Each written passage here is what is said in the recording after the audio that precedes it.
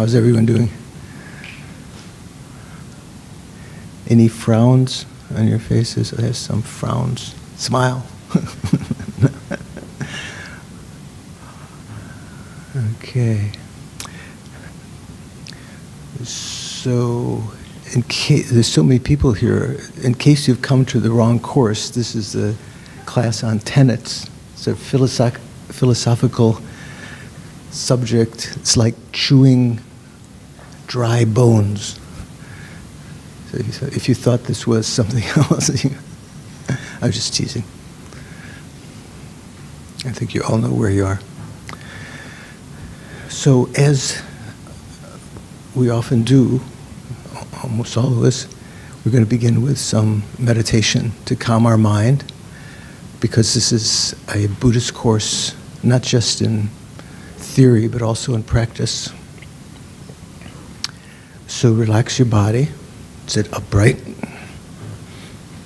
Relax your mind, which is a more difficult proposition. Let go of your worries. They could all be attended to later. Actually, all the things that we're worried about don't exist the way that they appear. They're like dreams. So in the same way that you can hopefully let go of your dreams after you wake up, let go of those worries right now. Just observe your breathing, but with the added factor of a little bit of discriminating awareness that recognizes when you're breathing in, when it's changing direction, when you're breathing out, when it changes direction again, and so forth. And in focusing on that, let go of your other thoughts.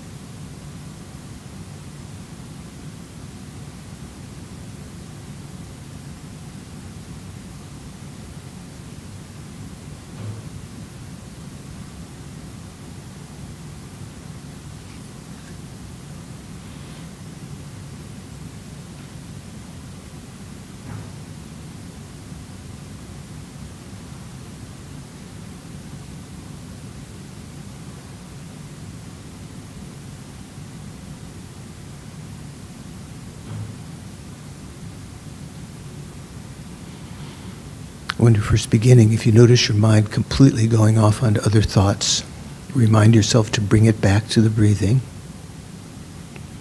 You have to observe the breathing long enough to have it as a familiar object in order to constitute the generation of the mental factor of mindfulness. Mindfulness takes an object that you're familiar with and holds it. So watch it. And then keep it in mind.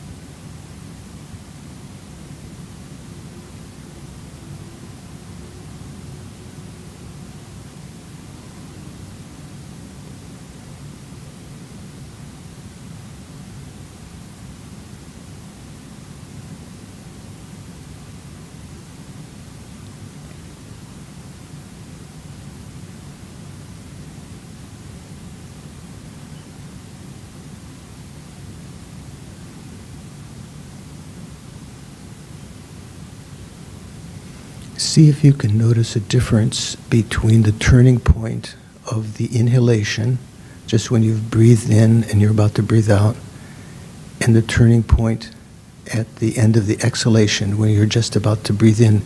Are they the same duration? Same quality?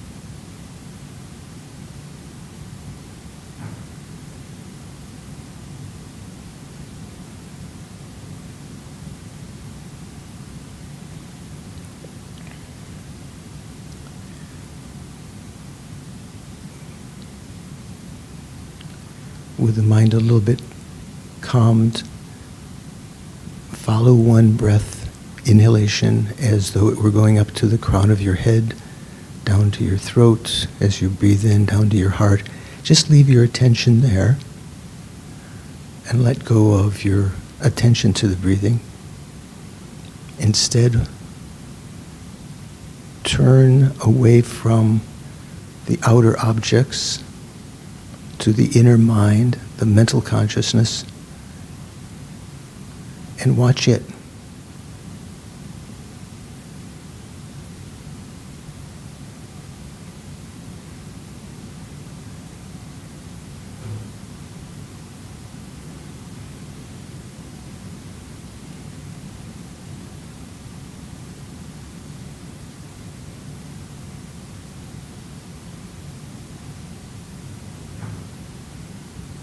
At the beginning, that might seem to be dominated by the objects of that mind, the images, the thoughts that are coming.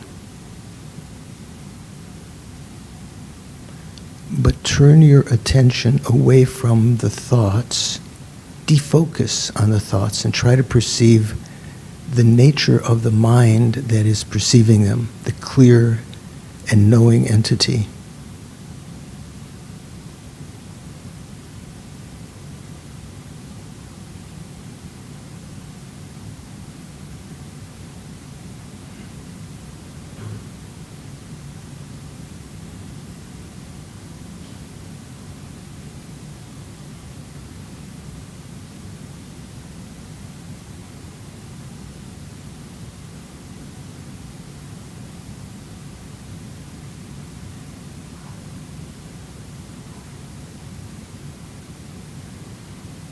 You're not perceiving the eye consciousness. Actually scan to that for a moment and say, this is not what I'm going to pay attention to. Not the ear consciousness. Not the nose, tongue consciousnesses. Not the tactile consciousness that's perceiving the presence of your body, the breeze, so forth. Not that.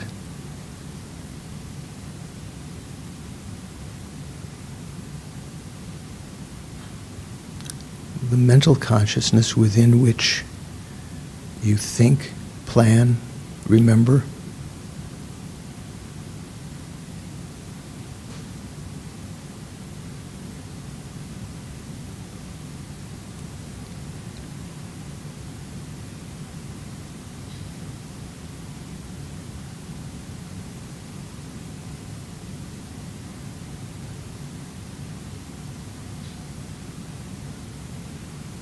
You're going to try to focus on the nature of the mind as being both clear.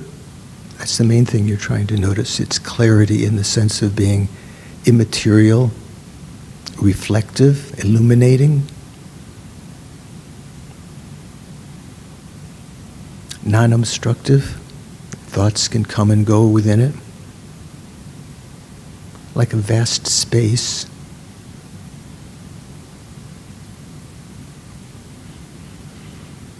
And also be aware of its capacity to know, because that part of the mind that's watching the mind is knowing, understanding something.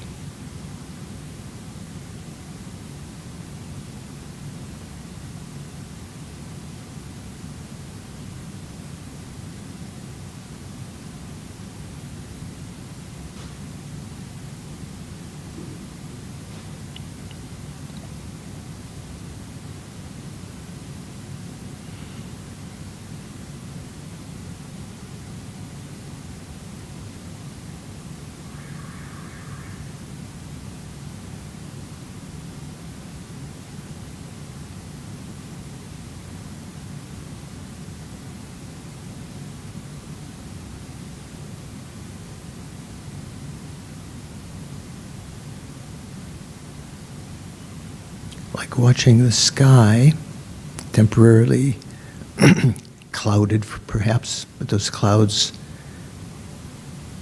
have to be inhabiting the space of the sky. We can't be there unless the sky is unobstructing. So even though the clouds might be temporarily still present to your sight, your mental consciousness understanding that there's space there. Here, when you defocus on the thoughts in the mind, they no longer are going to have a longevity to keep on appearing. They start to disappear as you take your attention away from them, enhancing your perception of this clear light nature.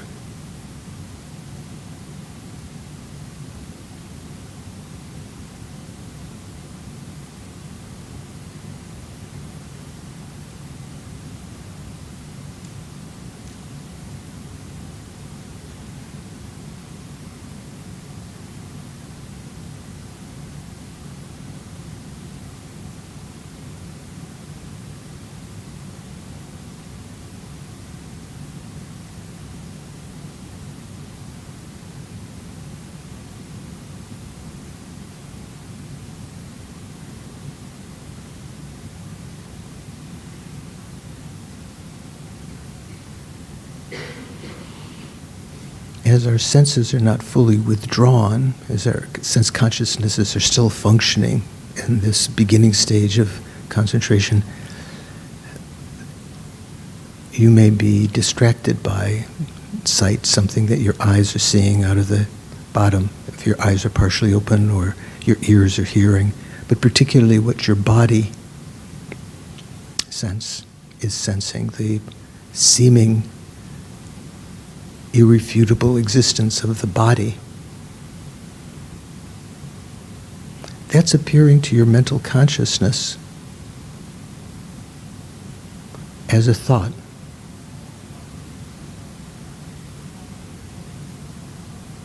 Like these other thoughts, it is perceived by the mental consciousness, which is clear in knowing. That appearance of the body within the mind could only exist there if the mind is clear, immaterial, unobstructing.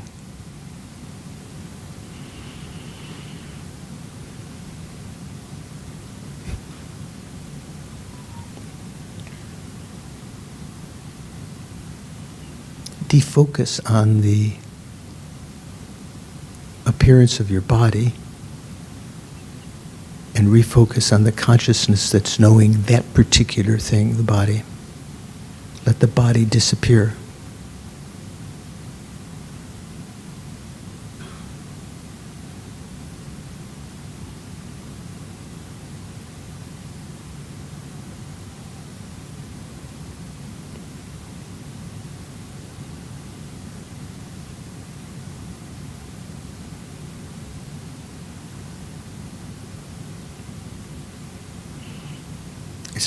It's not enough to do it just once. Body will appear again. You have to do it again and again and again.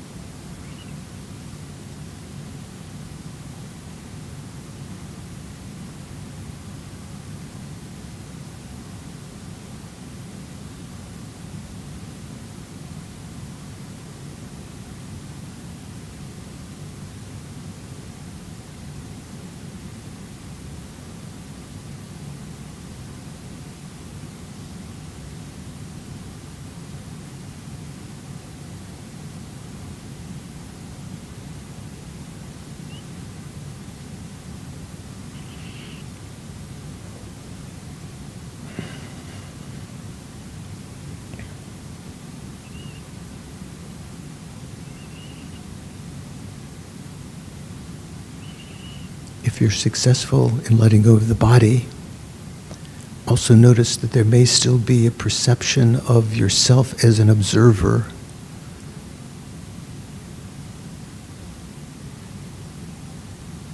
That too is appearing to your mental consciousness, slight dualistic appearance, as though there is the self observing the senses, in this case, the mental consciousness. That too is just an appearance, thought. To diffuse that, try to perceive the consciousness that's apprehending that, that's cognizing, knowing that.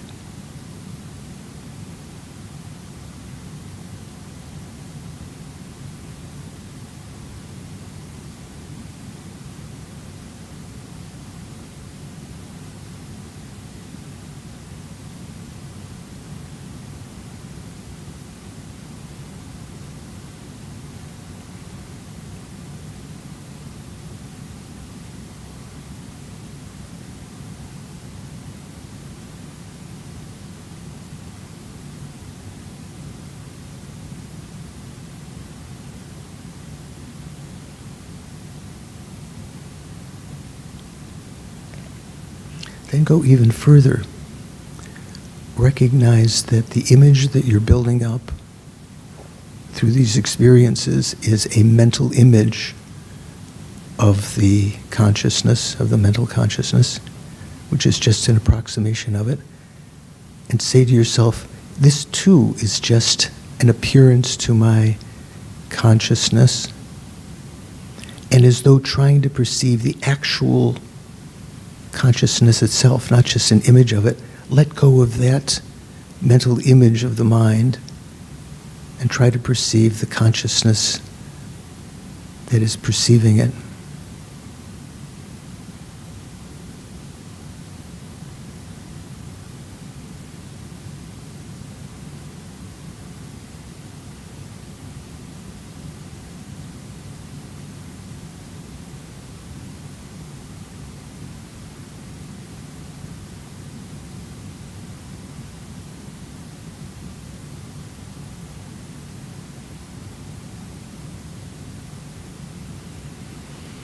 If you get lost along the way, where are you? You're thinking, what am I supposed to be doing?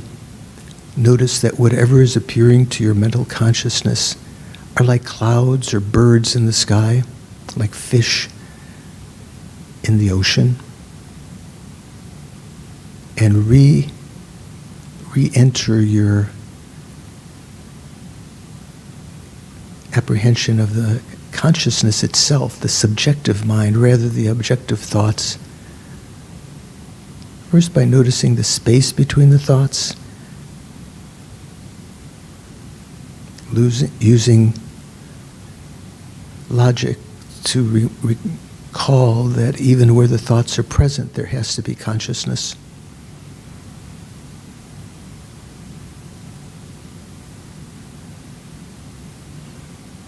Or simply asking yourself to focus on the subjective mind rather than the objective thoughts.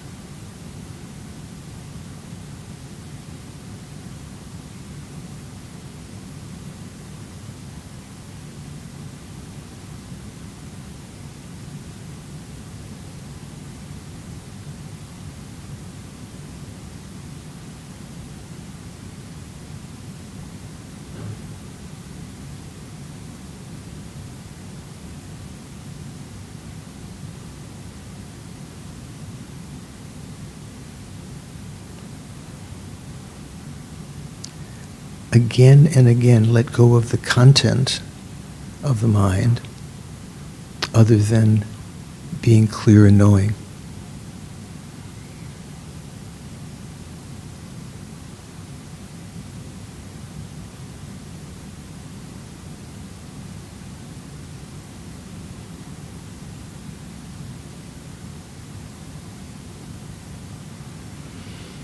Because that's the only thing that remains constant.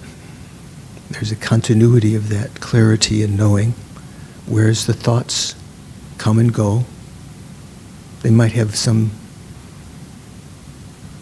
durability at the beginning because you've fed them for a long time, something you're worried about or excited about, but they fade.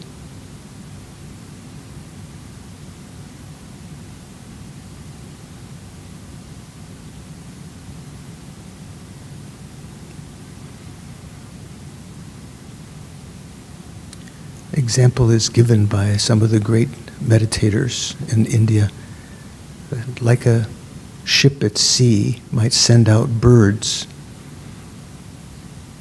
to see if they come back. If they don't come back, they might feel that they're close to land because the birds would have alighted in the trees of that land and not come back. So sooner or later,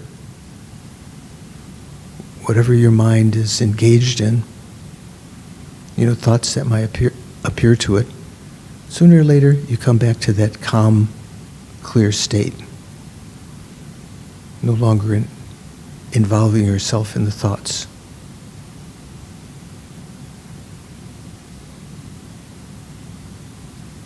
Don't feed them. Don't feed those thoughts by attention, and they begin to disappear.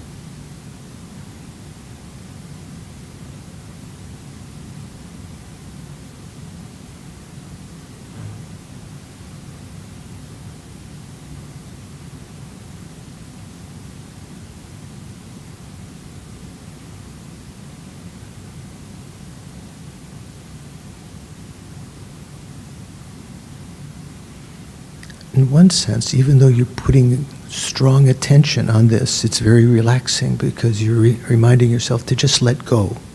Let go of any content, any thoughts, attention to them.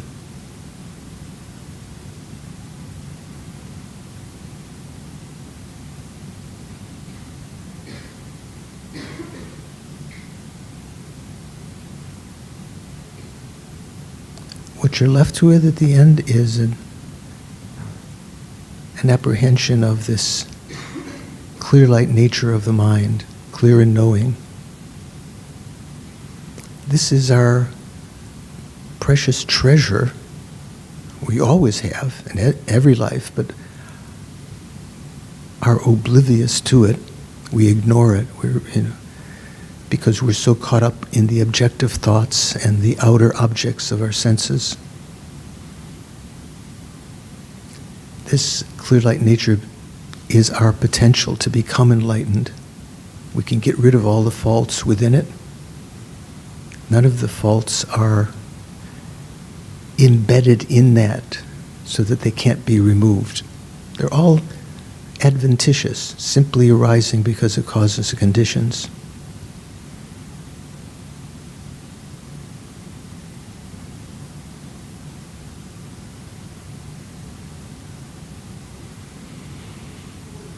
So thinking that this observation was taught by the omniscient Buddha, his dharma, this is to recognize this Buddha potential. And also his dharma reminding us that this opportunity to observe it and to transform our mind is very rare and fleeting because we have a human life of leisure and endowment which is impermanent, changing moment by moment. Definitely, we have to leave this life. Whatever else we might achieve, friends or wealth or power, strong body, beautiful body, all of them will change and decay. They have to be left behind. We can't take them to the next life. All that we can take is the Dharma imprints in our consciousness. Well, also negative imprints if we were not to follow the Dharma. That's the only thing that we can leave this life with. So thinking this year, this month, this day, this next period of Chinese New Year, I'm going to try to be introspective, watch my mind, practice the Dharma, to do some ultimate healing, not just superficial healing of some illness now, but to heal ourselves from attachment, anger, self-interest, low self-esteem, putting ourselves down, pride, jealousy,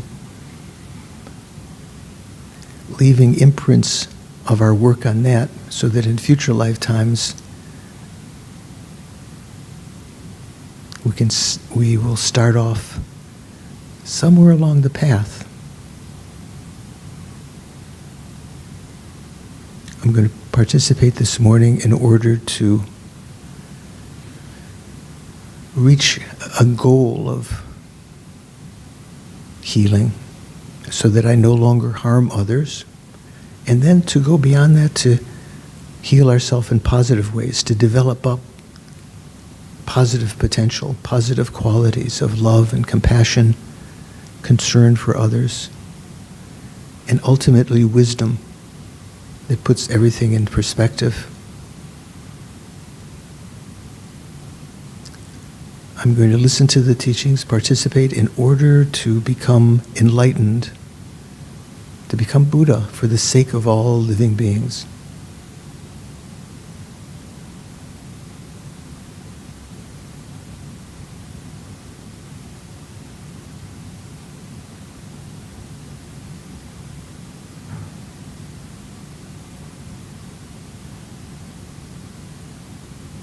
And then relax. Bring your attention back to the present.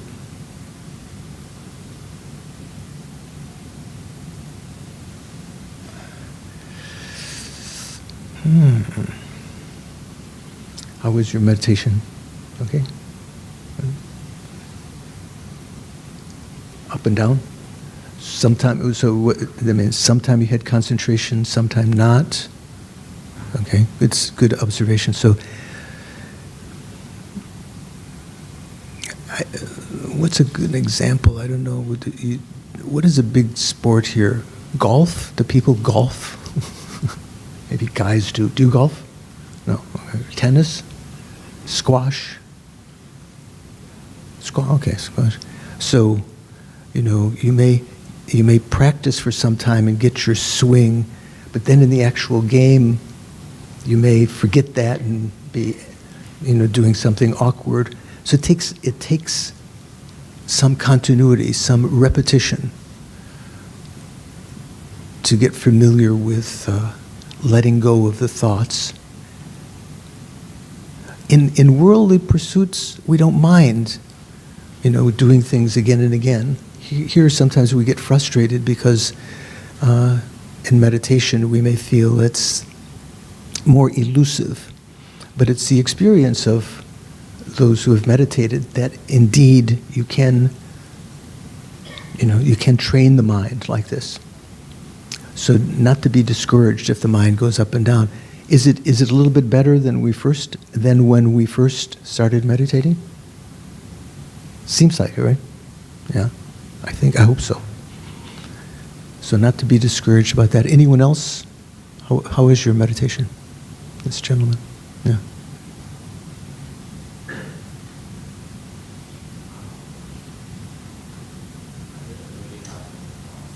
You didn't have many thoughts, okay? So that's a good sign? Yeah. I mean, were you falling asleep? No, okay. I mean, one might say I didn't have any thoughts because I fell asleep, but you were alert, so that's good. Yeah, go on.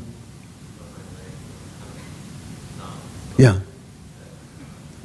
Yeah, also I walked to what's it called, Marina Barrage? Is that what it's called? Yesterday. I'm an old guy. It was a long walk. So during our meditation, I was feeling some pain here also. So I tried to let go of that. And after some time, it sort of disappears. Maybe you can rearrange your leg, just stretch a little if there's something that you can't just continue through. That's good. Good observation. How was your meditation? Very comfortable. Okay. Okay. So, good. Okay. So I wanted to just to mention something before we start the actual substance. There is a subject in Buddhism we call the four reliances.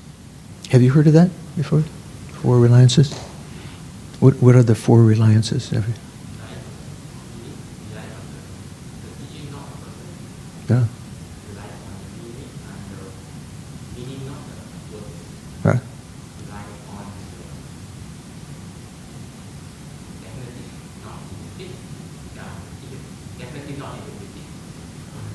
in the in definitive meaning of those words, not just the interpretive meaning of those words. And then,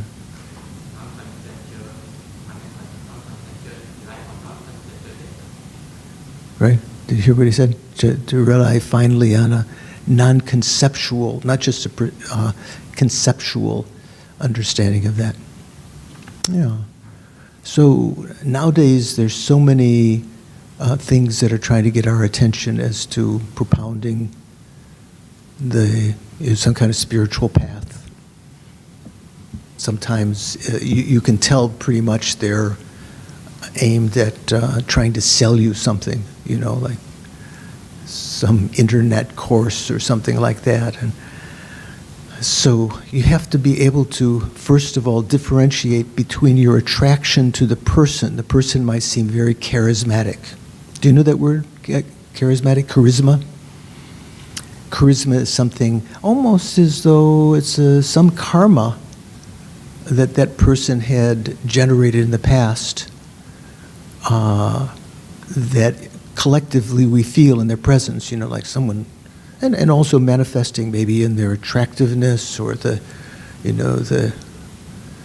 smile or their apparent success in the world and so forth. So rather than taking that kind of person as the basis for your entry into the Dharma, rather than relying on that person, rely on what they're saying. Listen to their teachings. So not to be attracted to their, due to their charisma and maybe the apparent success. Oh, so many people are coming to hear her teachings or his teachings or something like that. So it doesn't mean you should ignore them completely, that anyone successful is not, that's not the meaning, but don't rely on that. You check what they're saying. And then listen to the words, what they're saying. So don't rely on the mere pleasantness of the words, the what do we say, euphony, the sort of the poetics of it, or the beauty of the words, or to the extent that those words accord immediately with your wishes, like telling you, oh, it's okay to kill, it's okay to, drink and smoke. Oh, these are good things. That might be something that your inner baby self, is happy to hear, like a little kid hearing, oh, it's okay to eat as much chocolate as you want. So don't rely on just the superficial nature of the words. Check their meaning, what they're saying, whether that accords with the Dharma that you understand. Of course, you may not know much Dharma when you're looking for some teaching, but rely on the words, on the meaning of the words, not just on their superficial appearance. And then that meaning, you shouldn't rely simply on the, as Jeffrey said, on the interpretable nature of those words, but on the definitive nature. So what does that mean? That's getting into quite deep subject. Not just the superficial meaning of the words, but in their, what are they getting at? What's the deep import of those words? And generally what we mean in the Mahayana, that means whether those words are leading you toward a deep understanding of selflessness and emptiness, the definitive meaning of those words. And then finally, not to just depend on a conceptual understanding of that. This is along the way. So if those words are leading you to an understanding of selflessness and emptiness, not ultimately to depend just on a conceptual understanding of that, mental image of that, but to keep on striving and have a non-conceptual direct perception of that. Those are called the four reliances. So the first one is probably where we're at now. Just, it's good to remember that, because there's so many teachings that are presented to us. There's so many systems, and what was it? I don't know if he's still around. There was a fellow in America many years ago called Tony Robbins. Did that ever become popular here? Did you hear of Tony Robbins in Russia? Yeah? Even recently, you say? Yeah, I guess he's still around. He was like a, big, tall guy. Would you say charismatic? Yeah, sort of, personality, big white smile, white teeth, and looked very confident and had all these people around that were sort of like supposedly successful disciples of his. How much does a course cost?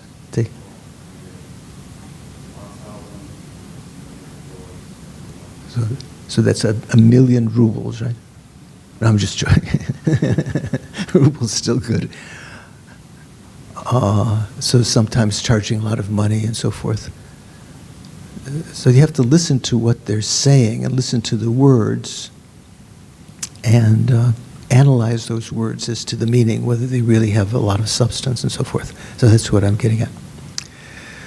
Okay, so this course is talking about the 4 philosophical schools that are recognized, particularly in the Tibetan tradition. It wasn't something that from the very beginning Buddha said there are 4 sets of philosophical tenets, but they became recognized amongst his teachings. Various of the disciples over periods of time held their own philosophical understanding of what the Buddha was saying from having heard his discourses, having read the scriptures and so forth. Basically, we could say in terms of tenet and practice, there were, you could say, 2 main Buddhist schools. The Hinayana schools, and I say multiple because there's multiple variations of that, and the Mahayana schools of tenets. If we divide them down a little further, we were talking before that explaining that the Hinayana basically we could divide into 2 main groups. Those which were called the Vaibhashikas. This is by theory, you might say, or philosophy. The Vaibhashika system, which we talked about before, and the Sautrantika system. So you might say, that sounds strange. I heard that the Hinayana was divided into the Shravakayana and the Pratyeka Buddhayana. The Shravakas, those that were looking for their own, searching for their own nirvana. The majority of the Buddhist disciples in the time that he gave the sutras. And then there were the Pratyeka Buddhas, those individuals who had originally studied with some Buddha at some time, maybe multiple Buddhas, but then sometime made a firm decision that in the future they wanted to do it by themselves. Maybe they were fed up with the being directed by a Buddha or something, but they were what are sometimes translated, Pratyeka Buddha, sometimes translated as solitary realizers. So different meanings of solitary meant, sometimes just by themselves alone, but solitary in the sense without the appearance in the world of a teaching Buddha, a universal teacher. They were going to, in the world when they came back as a human, they were going to meditate like that. So you might think, what are you talking about? Vaibhashika and Sautrantika, I'd always heard of solitary realizers and Pratyeka Buddhas. Who can explain why there's no contradiction? What are we talking about here?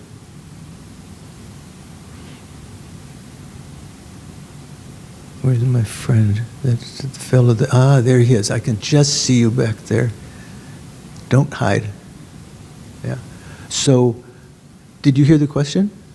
You heard part of the question. So, here I said that the Hinayana tenets are divided into Vaibhashika and Sautrantika, but most of us have heard that the practitioners, when we divide the Hinayana, we divide into Shravakas and Pratyeka Buddhas. Is there some contradiction?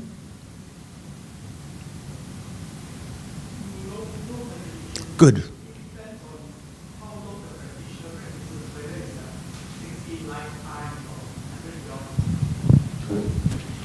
Okay, I'm not sure you're on the same wavelength. Generally, if we say Vaibhashika and Sautrantika, we're dividing up the Hinayana, we're dividing them up in terms of theory or philosophy. Generally, one can be a follower of some philosophy or tenet, but actually practicing something else. Like, say, for instance, we might consider ourselves to be practitioners of Mahayana tenets, maybe the highest one, we want to say, we practice the Prasangika Madhyamaka. But that's the tenet that we hold, the philosophical school. But in practice, we may not even be practicing as someone who has real renunciation or attempting to have renunciation. We may not even be Hinayana by practice. So there's a difference between philosophy and practice. You need some philosophy, theory to be able to practice, but that's not enough. You have to be able to practice. So what we're talking about now are these philosophical schools that define the practices of these schools, whether you engage in them or not. Okay, so we talked about the Vaibhashika before. The Vaibhashikas, there were said to be as many as 18 different sub-schools of that.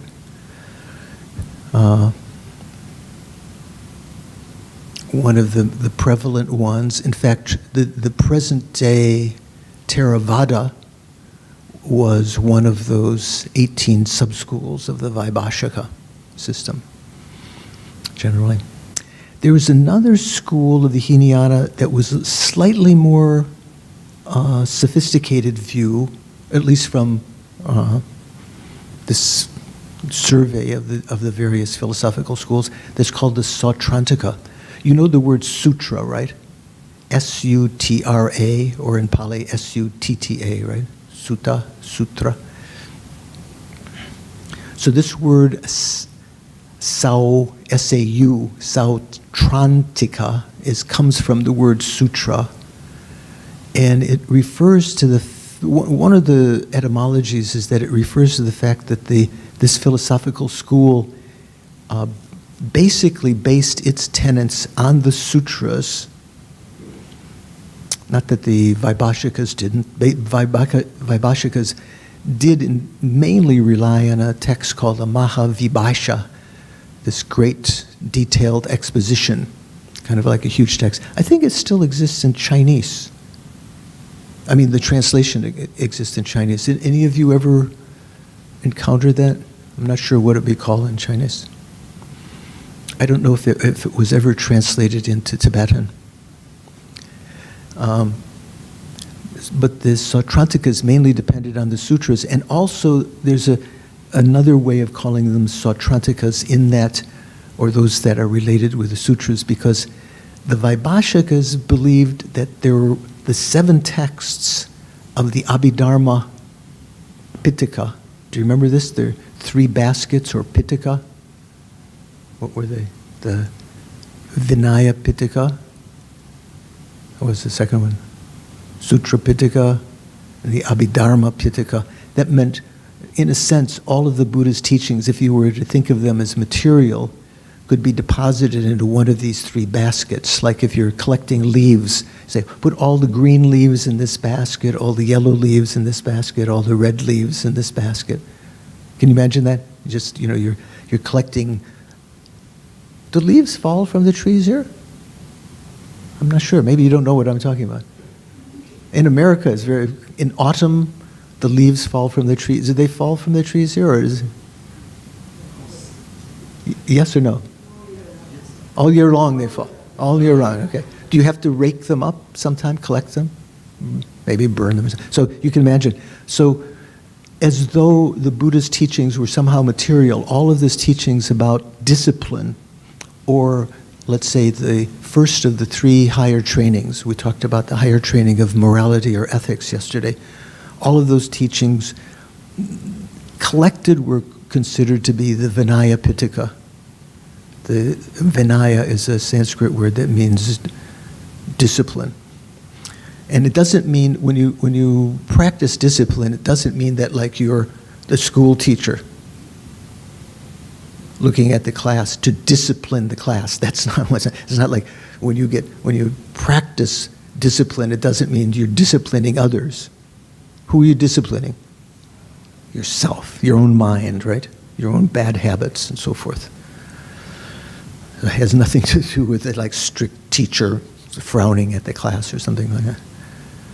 So all of the Buddhist teachings that were ultimately talking about how to develop the stabilized states of mind, how to control the mind on a basic level, basically were called the Sutra Pitaka. Even though all of the individual discourses, it's sometimes confusing, all of the individual discourses were called sutras, right? Even the teachings of the Vinaya, they were called, the individual discourses that were put in that basket were called sutras, that means discourse.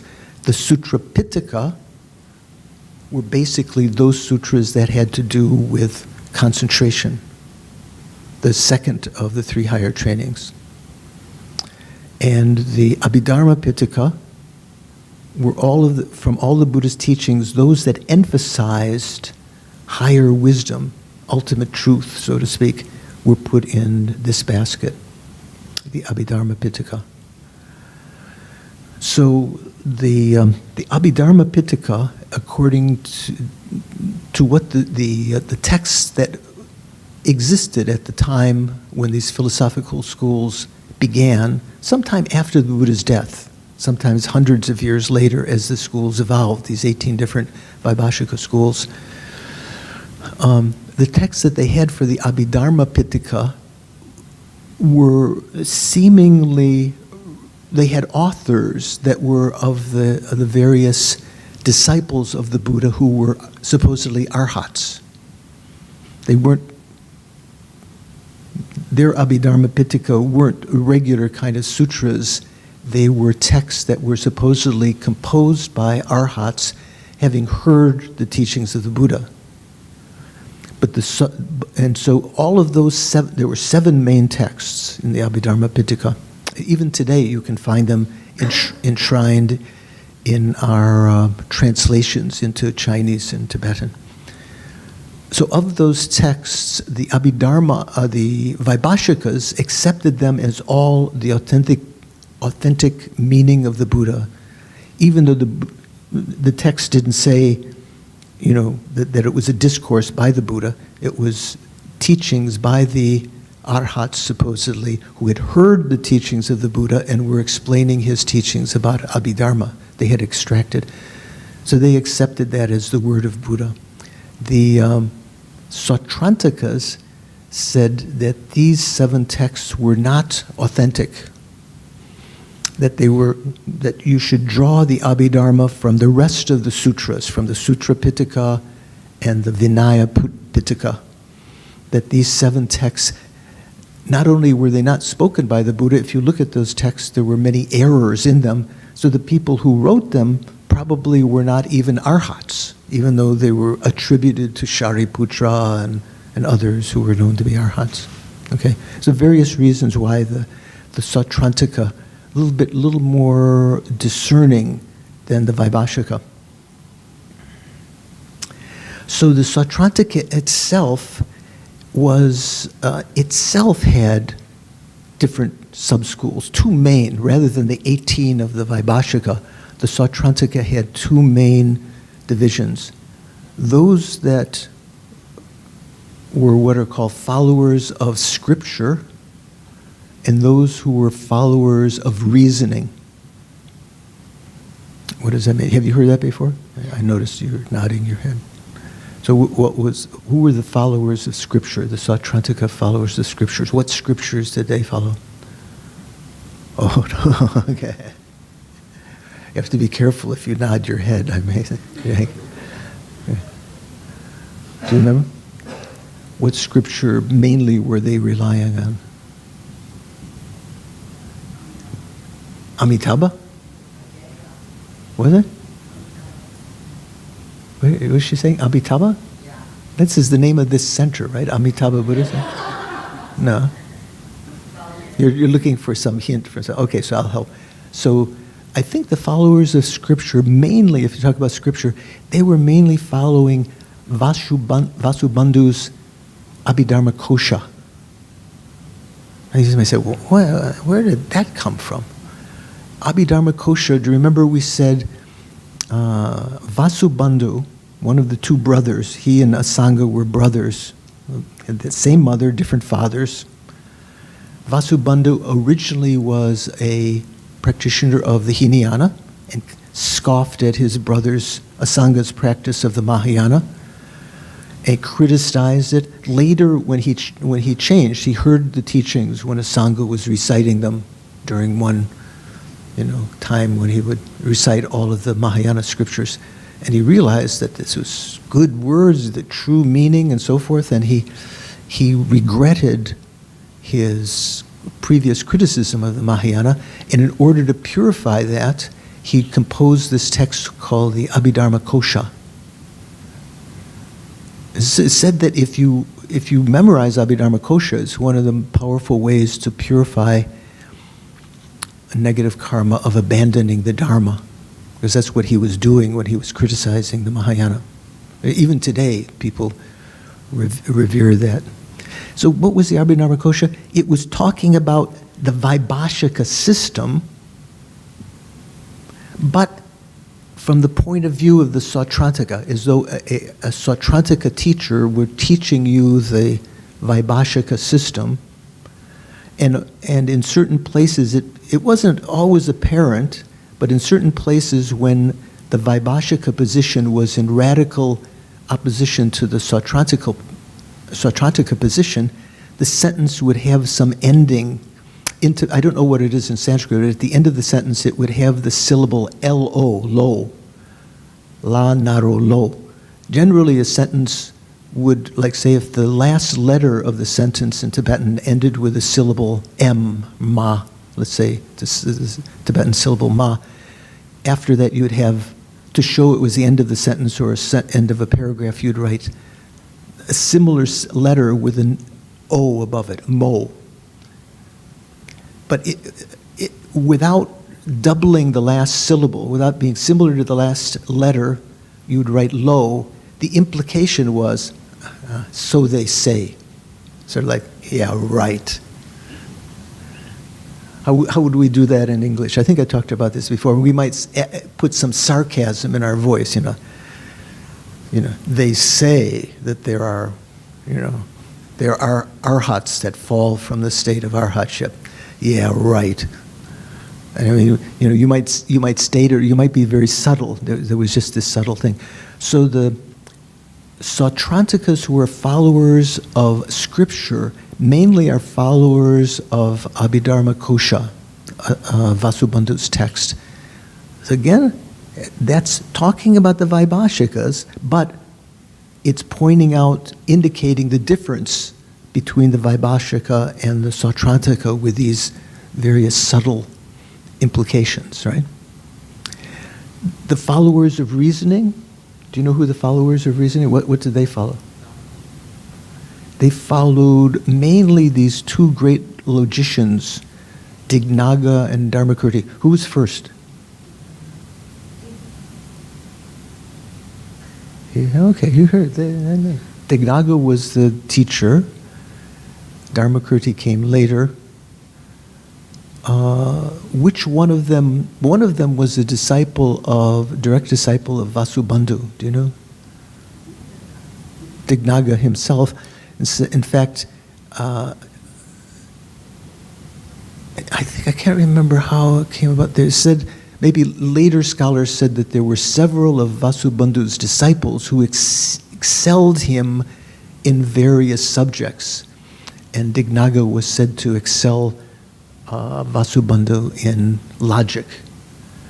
And so the texts of Dignaga and the texts of Dharmakirti were considered to, the followers of those were said to be much more discerning and in use of logic and dispelling wrong ideas. So of the two Sautrantika schools, they are considered to be slightly more elevated. So we have 18 Vaibhashika schools, and above those, the two Sautrantika schools, the followers of scripture and the followers of reasoning, right? Make sense?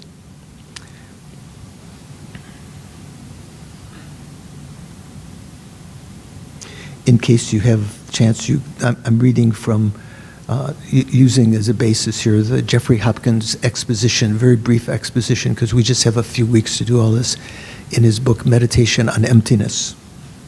So if you happen to have that book, it's just coming around page 344. So the Sautrantikas are of two types: followers of scripture, mainly of Vasubandhu's treasury of knowledge, that's the Abhidharma Kosha. And then the other school, two types, the followers of reasoning, mainly of Dignaga's Pramana Samuchaya, the compendium of Pramana, which they take to be valid cognition, and Dharmakirti's 7 treatises on valid cognition. Dharmakirti wrote one famous, of those 7, one of them is the Pramana Samuchaya and the Pramana Vartika. So of 7 texts he wrote 7 big 7 texts. Even the Tibetans still study those today. But one of the most important was the Pramana Vartika. So they depended mainly on those. The latter, that is the followers of reasoning, are considered to be higher of the two because of their resemblance to their Mahayana counterparts, the Chittamatrans.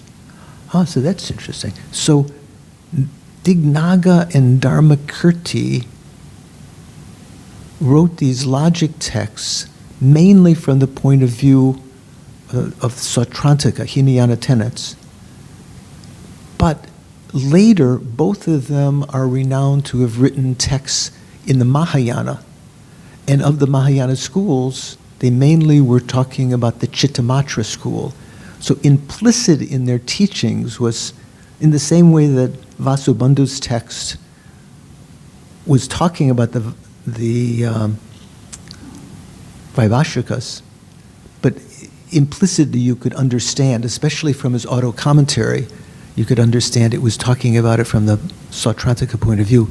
Dignaga and Dharmakirti, although ostensibly talking about the Sautrantikas, were they themselves, they're higher, one of their higher points of view was the Chittamatra school, which was Mahayana, not just Hinayana, and had higher philosophical view of things. So these followers of reasoning are said to be similar to their Mahayana counterparts, the Chittamatrans following reasoning. So the next school that we'll talk about later, because we still have, after today, there's still 4 more classes, we'll be talking about the first of the Mahayana schools, the Chittamatra, the mind-only school. And there are followers of scripture and followers of reasoning. So their followers of reasoning also depended on Dignaga and Dharmakirti's texts that were explicitly talking about the Mahayana.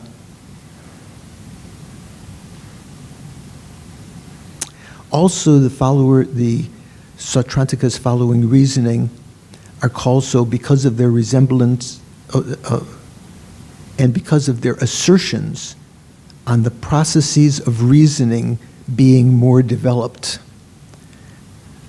more than the Sautrantikas following scripture. So this is kind of interesting because we mentioned before that if the doubt would come to your mind, why are we spending all this time talking about these lower tenets which are wrong, supposedly wrong, some of them right, but some of them wrong. Why not just teach the highest one? Because all of these were at various times the interpretation of people from the Buddhist teachings. Some of the statements the Buddha said were taken by the 18 Vaibhashika schools and interpreted that way. Also, the Sautrantika is interpreted in their own way. The Chittamatrans, the Madhyamaka is interpreted in their own way. But would be seen later and later to be finer and finer, correcter and correcter understandings. Can I say that? Correcter and correcter? Better and better understanding. More correct understandings as you got higher. Our tradition is called the Gelugpa, right? Of the 4 Tibetan traditions, none of them are associated with any of these philosophical tenets. I mean, in the sense they all ultimately accept the Prasangika, but they're not 4 schools like the Vaibhashika, higher and higher schools. We have the Nyingma, the oldest school, the Sakya, the Kargyu, and the Gelugpa. So our teachers are of that Gelugpa tradition. The Dalai Lama is a member of the Gelugpa tradition. The Gelugpa order of Tibetan Buddhism is fond of Dharmakirti's logic, Dharmakirti, right? Especially as described by his Sautrantika followers. So when we first begin studying the philosophical schools in the monastic tradition, we start from the very beginning mainly studying the Sautrantika tenets from the point of view of the followers of reasoning. In fact, the very first text they study at the monastery, does anyone know what the first text is called? Very first text? Dura, collected topics. That's what the young boys debate. What is the color of a white horse? Is a white horse white? You debate. They learn definitions. Okay, what do you think? Is a white horse a white? No. White is a color as an object of eye consciousness. Eye consciousness only perceives shapes and colors. A white horse is not white. A white horse is a person, is a sentient being. It happens to have white color. So, there'd be things like that where they're a little bit word play, but making the debates interesting, learning definitions, mainly drawn from the Pramana tradition, from the tradition of Dharmakirti and Dignaga, talking about these, using logic and so forth. So they were all, and for instance, the course that we're still in the midst of talking about, mind and mental factors, that we're teaching Tuesdays and Thursdays, which is called If Mind is Chief, Who Are Its Accomplices, or something like that. And the previous course, when we talked about the ways of knowing, those are part of another subject matter of this collected topics called awareness and knowing. And that's all from the Sautrantika point of view. You might have remembered when we were talking about this, all from the Sautrantika point of view, remember? It's all, so the Gelugpa order of Tibetan Buddhism is fond of Dharmakirti's logic, especially as described by his Sautrantika followers. They see the Sautrantika system of another one of the particular disciples of Dharmakirti and Dignaga called Dharmottara. So Dharma Uttara, when you put together Dhammottara, sort of ultimate Dharma, I guess you'd say, that particular person and his other disciples, they see these teachings from the Sautrantika as stepping stones to understanding the Mahayana. Because Dharmakirti and Dignaga had their feet in both streams, so to speak. They wrote texts about the Sautrantika system, but they themselves were practitioners also of the Chittamatra.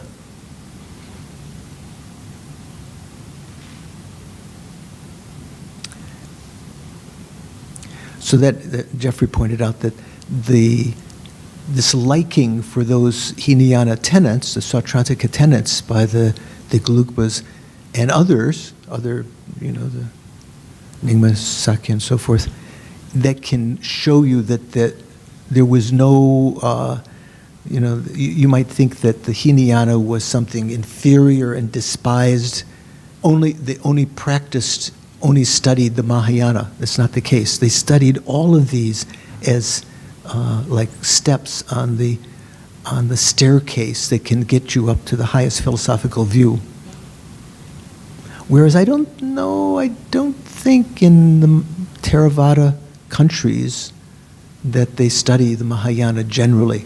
Maybe some gurus do, but the Mahayana, as it was presented in Tibet, did study and study very deeply. Even the lowest one, the Vasubandhu's text, Abhidharma Kosha, after one had finished all of their Geshe studies, at the very end of the highest class of the Geshes, the Larampa Geshes, like Ken Rinpoche, Geshe Chuni, he has the Larampa Geshe degrees, like there are different levels of Geshe. There's a very pinnacle. At the end of their studies, they spent even as many as 7 years going over the Abhidharma Kosha and Vinaya, which are drawn from the Hinayana. So there's great appreciation of that. So it said, the followers of scriptures, the Sautrantikas following scripture, their tenets are similar to the Vaibhashikas. However, along with the followers of reasoning, they don't accept that objects of the past and the future are instances or examples of substantial entities. For the Vaibhashikas, generally they would say that something of the past, something of the present, and something of the future all exist now as some kind of substance, have some kind of substantial existence. Whereas the now, starting with the Sautrantikas, they say that's not true. That only objects of the present have any kind of substantial existence. And that's one difference.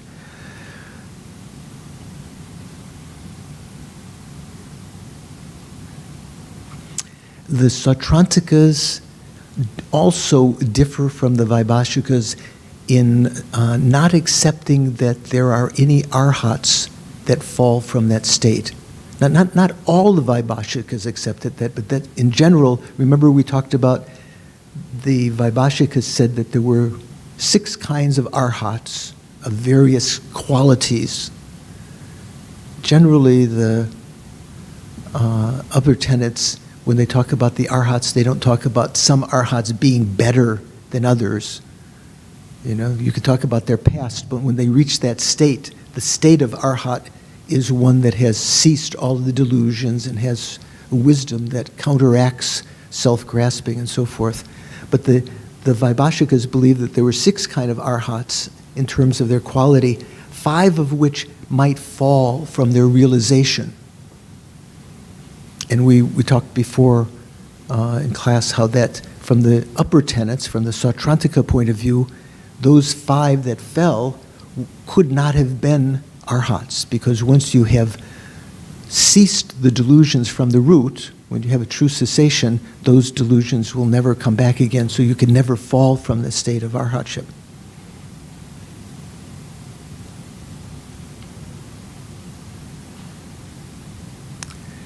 So they don't accept that a foe destroyer can fall from his attainment or her attainment. All Sautrantikas agree that the 7 treatises of Abhidharma, the higher knowledge, were not uttered by the Buddha. And most add that they were not even uttered by foe destroyers, because the foe destroyers would not have set forth mistaken teachings, such as that of the substantial existence of space. So that's one of the things that's mentioned in these 7 treatises of the Abhidharma, that space has some kind of substantial existence.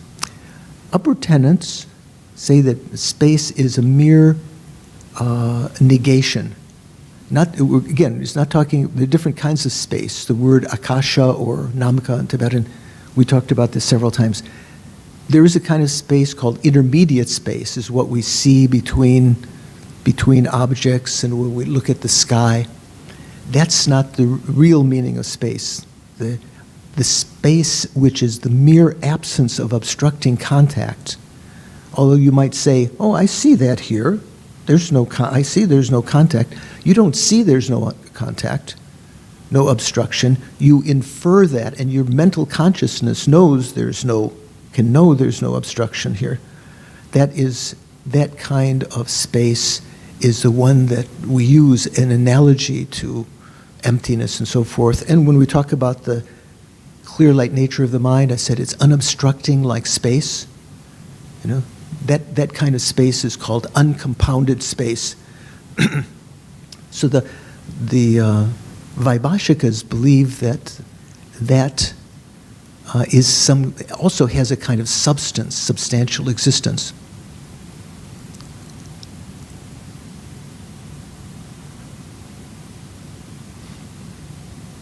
I keep having flickerings of something I want to say, but it hasn't come back. It comes up each time, and I can't remember it. Sautrantikas say that space, analytical cessations and non-analytical cessations are mere negatives or absence of tangibility, absence of afflictions and so forth, and thus are only imputedly existent, though permanent in the sense of being non-disintegrating. So what does that mean? There's a famous line in the Abhidharma Kosha that says, permanent phenomena include space and the two cessations. There's one line. Did you ever memorize any of the Abhidharma Kosha? I tried once to memorize some, just thinking that to memorize that text is supposed to help to purify the negative karma of abandoning the Dharma in past lives. Remember, because Vasubandhu had criticized the Mahayana, abandoned the Dharma. I didn't get very far. Little boys, 5 years old, could memorize the whole thing, but it's long. It's a relatively, good chunk to remember. So there's one line in there when it's at the beginning of the text. It's talking about that which the Vaibhashika accepts as permanent, space and the two cessations. So this two cessations means the kind of cessations we usually think of when you remove something completely from the root so it'll never come back. That's called analytical cessations. That's how Jeffrey translates it. And then there's another kind of cessation which is not a true cessation, but similar when you use the temporal antidotes to cause something to disappear. It's called a non-analytical cessation. Like you use meditation on love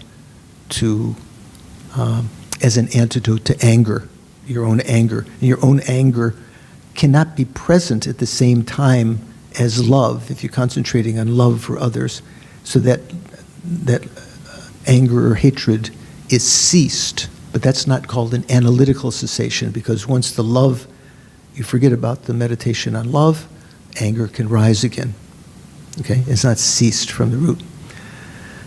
So they say that, the Sautrantikas say that space, analytical cessations, and non-analytical cessations, the two space and the two cessations, are mere negatives or absences of tangibility, absence of the afflictions in the case of analytical cessations and so forth, and thus are only imputedly existent, though permanent in the sense of being non-disintegrating.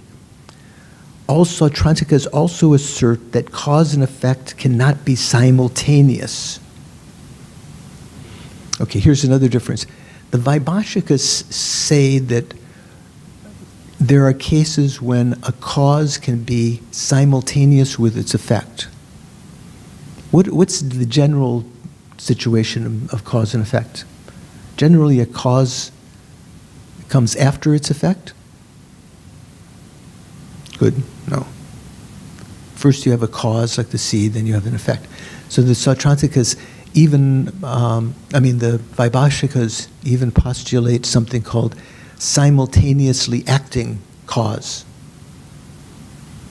Some kind of cause which was simultaneous with its effect. And so there was also a corresponding simultaneously acting effect, which is simultaneous with its cause. Sautrantikas would not accept that. They can't be simultaneous. Cause always comes before the effect. And they also say, the Vaibhashikas have this interesting theory that consciousness, even the eye consciousness, for instance, actually perceives its object directly without rising in the image of the object. So in the case of a mental consciousness, we talked about that consciousness arising depending on the mental image in the consciousness, right? A conceptual consciousness. But even the senses, the sense consciousness, let's say the eye consciousness does not, we would say, the eye consciousness doesn't go out from the eye and actually touch the thing that it's seeing, right? It actually arises in an aspect of the thing that it's seeing. In the case of the eye, there's a reflection and a refraction in the back of the eye, due to light going through the lens. Like say if you're looking at a parrot, there's an upside down parrot on the retina, right? That you probably learned in school. And that the eye consciousness arises in that aspect. That's what the Sautrantikas would say. Whereas the Vaibhashikas say the eye actually perceives its object by coming in contact with the object. So the Sautrantikas do not assert that a consciousness, or they assert that a consciousness does not perceive its object nakedly, but is generated in its image. On these points, the Sautrantikas disagree with the Vaibhashikas and agree with the Mahayana school of tenets. So they're considered higher in that sense.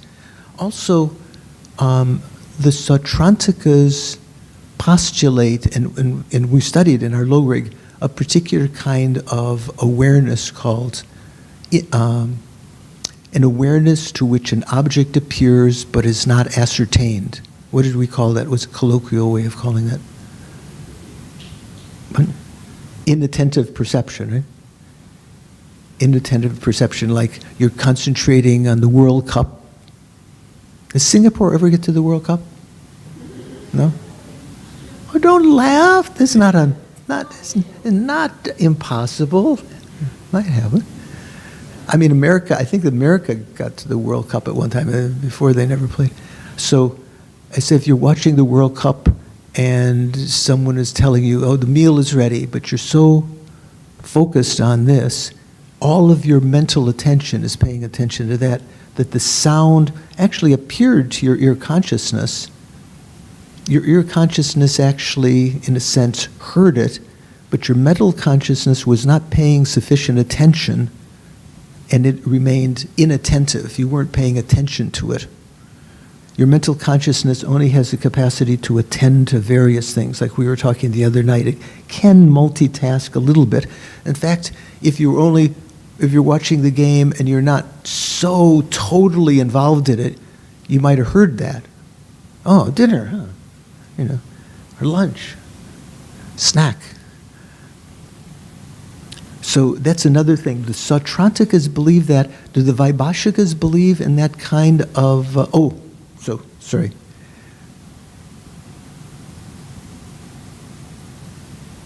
What am I talking about here? The Sautrantikas believe in something called self-knower. Leave that. I'm not sure whether the Vaibhashikas believe in inattentive perception or not, but what they don't believe in is this particular kind of consciousness called self-knowing awareness. That's what I meant to be saying. With Tibetan, we say rang rik, self-knower. When we studied Lorig in the previous weeks, we talked about the Sautrantikas postulate or theorize, or part of their tenets is an assertion that there is the ability of every consciousness to know the fact that it is conscious of something. That self-knower is not knowing, let's say the self-knower in an eye consciousness is not knowing what the eye is seeing. It's just knowing that when the eye is in the process of knowing something, like shape and color, that consciousness knows something, is knowing. The Sautranticas postulate this, but the higher tenets, some of them, the very highest tenets, do not accept that. Remember, that was the example of a sword cutting itself. They say that just as a sword, one edge of a sword cannot cut itself, mind cannot know itself. But we postulated in our meditation on the mind, we said that one part of the mind can pay attention to the rest of the mind, especially if it's paying attention to a previous moment of the mind, right? Because cause and effect can't be simultaneous. So that's not, that kind of observation is not called self-knower. Self-knower is simultaneous with the knowing, let's say, of one of the senses or of the mental consciousness. Interestingly, the highest school doesn't accept that, nor the lowest of the schools. The Vaibhashika doesn't accept that. So there are a couple of situations like that where the Vaibhashika assertion is sort of contradicted by the other schools above it until you get to the highest school, which agrees with it again. Kind of interesting. Another one, do you know another one of those that's like that? What we talk about non-revelatory form, revelatory form. Non-revelatory form is something the Vaibhashikas postulate. It's like this. If you make a vow not to kill, let's say you make a vow to the Buddha, even you make a vow not to forget your change when you go to the bus the next day or something, but particularly if you take a vow, you create a subtle kind of material that is not obvious to others. It's not revealed by your form. They look at you, they don't see that you've made that promise. But it is form. They call it non-revelatory form. Have you heard that before? Mm-hmm. So, for instance, the vows of monks and nuns, the vows of lay people, are vows of abstaining from all 10 non-virtues? Do you abstain from all 10 non-virtuous actions? Remember the paths of non-virtue of killing, stealing, sexual misconduct, blah, blah, blah, blah. There's 10 non-virtuous actions? Yeah. You think so? Is that right? You abstained from all 10 non-virtuous actions? No. The pratimoksha vows are only vowing to abstain from actions of body and speech because they are form. Because when you take that vow, you create a non-revelatory form which, like a dam, keeps water, like the Barak Dam or wherever I went yesterday, keeps the water from moving. It has the non-revelatory form can help you to avoid creating that negative action. In a sense, you might say, oh, it's just something that's like a memory of, oh, I shouldn't do this. But it's something which is an actual physical form that pervades your body. And those with clairvoyance, even though it's non-revealed to ordinary sight, those with clairvoyance can see that or know that. They can know that you have vows on your continuum, or they can know that your vows are broken by seeing whether that revelatory form is there. So that non-revelatory form does not impede actions of mind. Why not? Because mind is immaterial.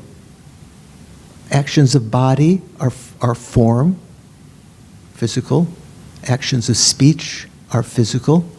But actions of mind, because the mind is immaterial, non-obstructing, right? It's of a different nature. When we talked about the 3 kinds of impermanent phenomena, we said there's matter, consciousness, and that which is impermanent but neither matter or consciousness. Like, say, the person. Person is also impermanent but neither matter nor consciousness. So So the mind is immaterial. It's not matter. It can't be stopped by that revelatory form. So the vows of monks and nuns, the pratimoksha vows in general, do not include prohibitions from mental actions. If you have the thought, you haven't broken your pratimoksha vow. You didn't know that. Or now you're thinking you did know that, but you forgot. Okay. So that's another difference. So the Vaibhashika accepts that, and most of the tenets, some of the Sautrantikas don't accept that. Maybe some of the other schools don't accept that until you get to the Prasangika, which again says that that is indeed the case. What about the Bodhisattva vows? Do you create a non-revelatory form there?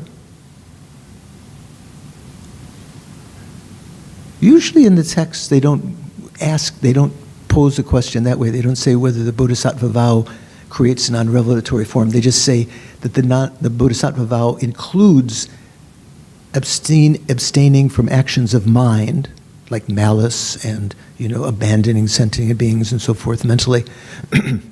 So it's of a different level.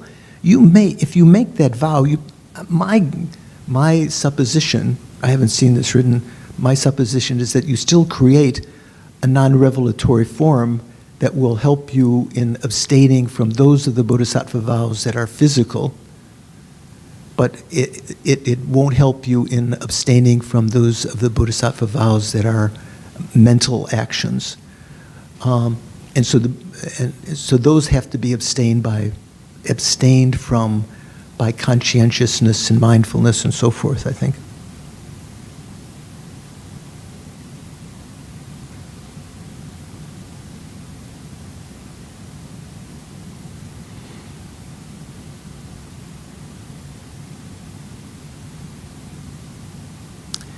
The Sautrantikas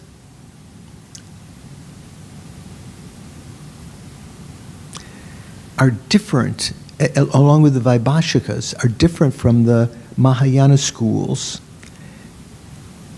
in that the Vaibhashika and Sautrantika believe that objects external to the mind truly exist. In fact, that's one of the big differences between the Mahayana and the Hinayana schools.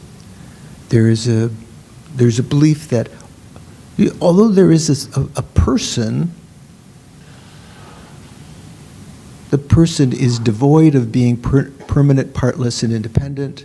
The person is devoid of being self-supporting, substantially existent.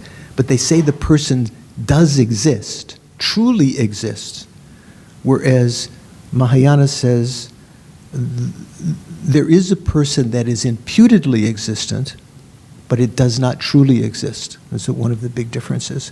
That phenomena, and further in the Mahayana say that phenomena external to the mind do not truly exist, whereas generally in the Hinayana tenets, the Vaibhashika and the Sautrantika, phenomena external to the person, other than the person, like a cup and so forth, they are said to truly exist. The Hinayana schools, the Vaibhashika and Sautrantika, also do not assert that phenomena other than persons are selfless. So they don't say this is empty or selfless, except in this kind of weird constructed way that this cup is not the object of use or enjoyment by a self-supporting, substantially existent person. So in that way, it's selfless. But just from its own side, it truly exists. Does that make sense? Have you heard that before? No? No, you haven't heard. Who said no? You haven't heard that before. Okay. So they don't generally say that phenomena are selfless, but in some of the philosophical texts that talk about selflessness in the Hinayana, they say you could say this is selfless in that it's not something that a selfless person would enjoy. There's no self who can enjoy this. No self-supporting, substantially existent self who can enjoy this. So therefore it's without a self, which is a subject of it.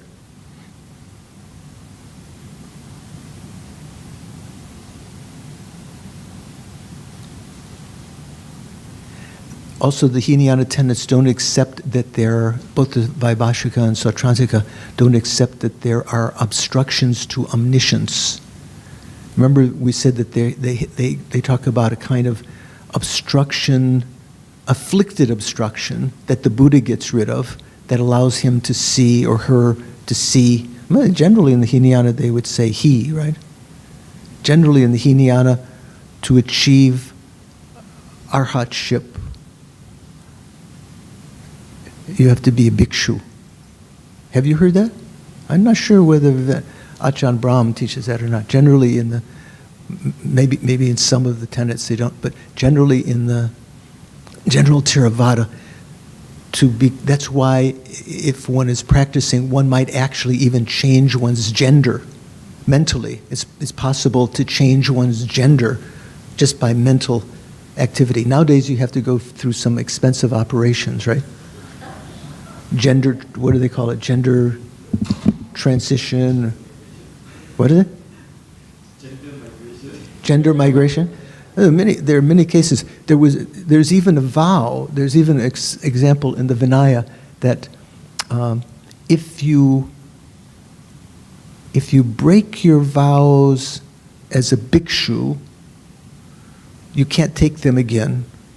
Nowadays, there's a little more liberal lamas, but say you broke your vows, but if you change your sex, you can become a woman. What else? Generally, you change to woman, not to what is in between, hermaphrodite or something. You change to woman, because only males and females can take vows. Those that without clear gender or that with both genders cannot take the vows generally. So you become a woman, and then you can become a bhikshuni, even though you broke your vows of Gela. Now you couldn't take, or a bhikshu, you couldn't take the vows again as a bhikshu. Now you can take the vows of a bhikshuni. Then if you break those vows, this is very naughty, I'm not sure what it was, you could become man again, and you can take the vows again. But after that, you can't change again and take vows. If you break the vows again, you can't change. So there was recognition at the time of the Buddha that this was something that occurred. Of course, there were also communities of people that were, in India, still today, there are people that dress as women that are men, there are women that dress as men and so forth, but we're talking about people that actually changed their sex. So generally it's said that to become an arhat, you need to be, in the Hinayana tenets, you need to be a bhikshu, so you need to be a male. So the Buddha, the Bodhisattva, after a long period of time, would always appear as a male, according to them. But according to the Mahayana tenets, that's not the case. Women and men are exactly equal in their capacity to achieve liberation, arhatship, or to achieve enlightenment and so forth.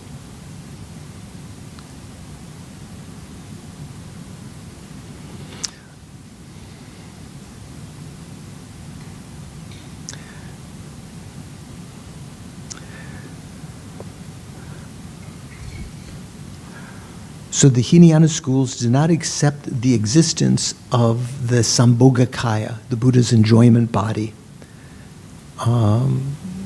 Although the Hinayana schools accept that there is something called the Bodhisattva, that Shakyamuni was an example of over 3 countless great eons, there was a path that he tread and that he achieved that state. But they don't accept the existence of one of the bodies of the Buddha called the Sambhogakaya that teaches the Mahayana doctrine forever, because they say that one of the 4 seals, remember the 4 seals? What's the first one?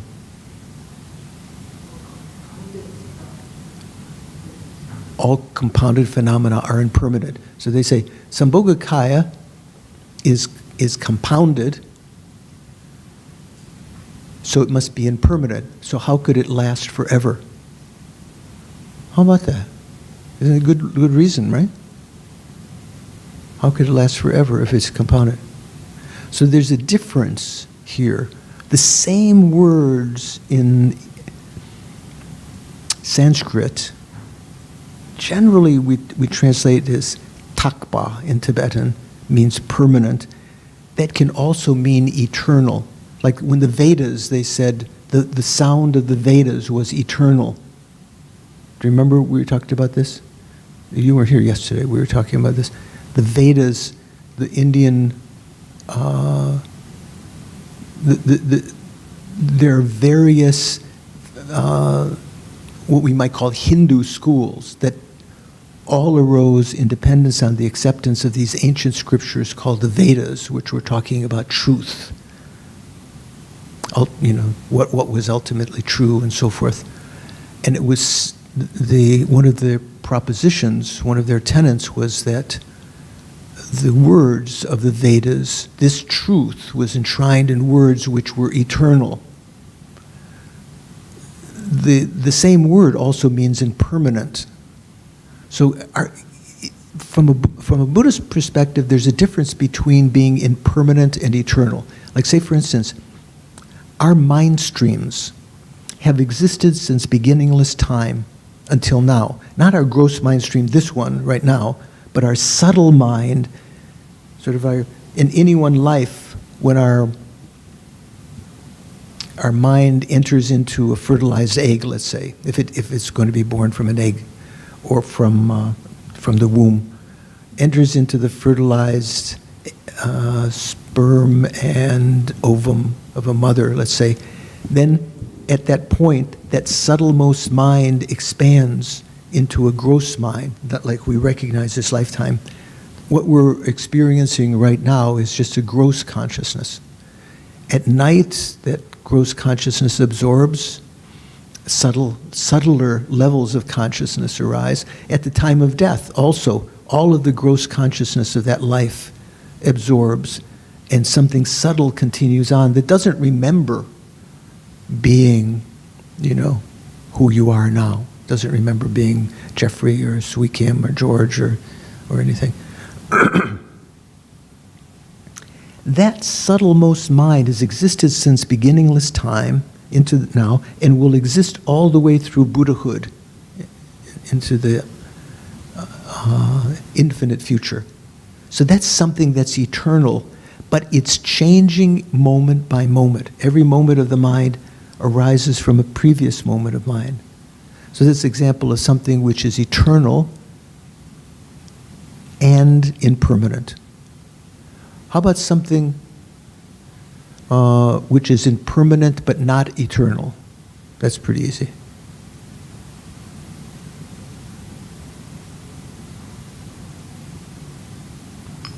Yeah, I was just. Yeah. This mug. I'm not going to drop it on the floor and demonstrate that it's impermanent,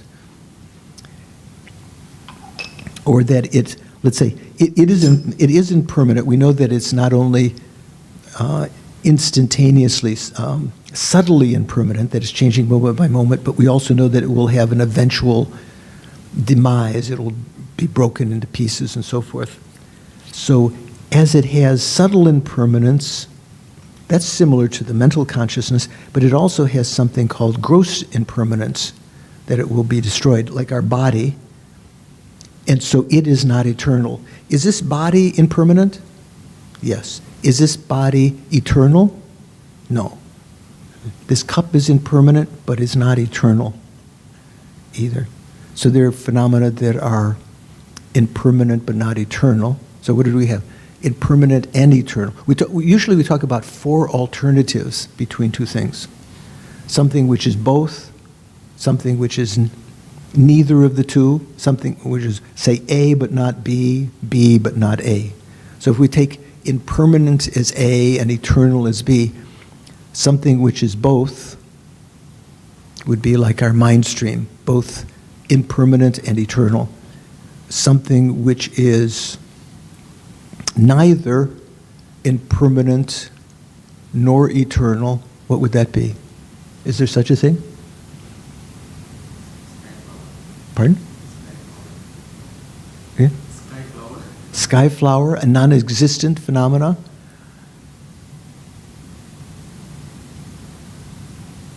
Not impermanent, not eternal. I guess you could say that. I was thinking of something that does exist, though.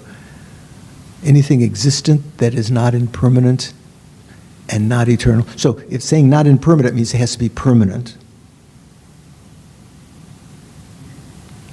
Sky flower doesn't work for that. Anyway.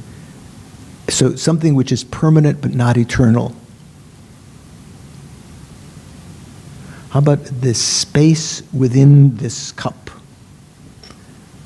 So you might not have heard of that. You might not have analyzed that before. Generally, we say space is the lack of obstructing contact, right? So what we see within this cup is, say if the cup is empty, it happens to have water in it right now, but say if it were empty, that is not the space I'm talking about. I'm talking about the lack of obstructing contact within this cup. So we're localizing one particular thing. I mean, localizing, not the cup can move, so the space within that cup also moves. But when the cup is broken, what happens to the space within that cup? Pardon? It's gone. Well, you have to think. How about this? Similar. This cup, ultimate nature is emptiness, right? We believe from the higher tenets. The emptiness of the cup. Did the emptiness of the cup exist before the cup was cast or made? It came into existence when the cup was made. When the cup is destroyed, does the emptiness of the cup continue to exist? No, because the emptiness of the cup means the non-inherent existence of the cup as it appears to consciousness. When it's no longer appearing to consciousness, we don't refer to the emptiness of the cup, even though emptiness in general continues to exist. Same thing with the space within the cup. If you think about it, the space within the cup didn't come into existence until the cup was made, and it will disappear when the cup is destroyed. That's what's called a temporary permanent phenomena. It's permanent in that it's not changing moment by moment, because emptiness and space are permanent. They don't change moment by moment, but they're not eternal. It's something that exists for a certain amount of time. So what do we have? Something which is both neither permanent nor eternal. How about, oh, you want? Yeah, okay. Look at the cup itself, the surface of the cup, the atoms are always Mm-hmm. So how do you say that space that The space. I said the space within the cup. That means, if you look at the empty, where you pour the water, that area, that volume rather, generally we say there's space in the cup. Oh, can I give you some more coffee? And you look in your cup, it's empty. You say, yeah, there's space here. Or your stomach is empty. Yeah, will you eat some more food? Yeah, I've got space. In your car, there might be space in the car for another rider. The Italians have an expression like that. There's always room for one more rider in the car. There's always room for one more guest at the table. Very sweet, isn't it, Italians? You have something like that? So we're talking about the empty space here. And then upon that, we can understand there's the lack of obstructing contact within that, the really real meaning of akasha. I'm not talking about the space within the ceramic or whatever this is, the shell whether it be clay or ceramic or metal or wood or whatever. Not talking about the space within that, talking about the space defined by the outline of the cup. That has only come into existence when the cup was created, and it will go out of existence when the cup is disintegrated, like the shunyata of the cup doesn't exist. Composite space is Composite space. that space in the room is actually There is a compounded space. That's what we usually say, the space that you can see, like the space you can see in the cup. That's generally what's called, the Tibetans call barnang, intermediate space, what you see between things, what you see within the boundaries of the cup. That is compounded. That changes. You know. Yeah, that changes. But the real meaning of space is what's called uncompounded space. So there is a compounded space. It's interesting that maybe some of you haven't heard before. There is a compounded space, but the real meaning of space, when we talk about it, is the real meaning of akasha is uncompounded space, the mere absence of obstructing contact. Even though you can see the basis of it, sometimes you can see that there's no obstruction here.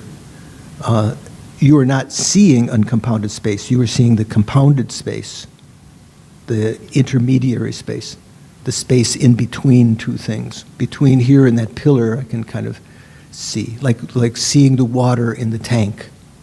But you're not seeing the uncompounded space, because that's permanent. That only is known by the mental consciousness. Okay?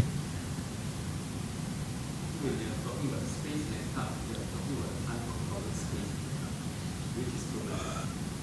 Yeah, basically I was saying, we're giving an example of something which is, first of all we said, which is neither impermanent nor eternal. Because the space, the uncompounded space within this cup, or the shunyata of this cup,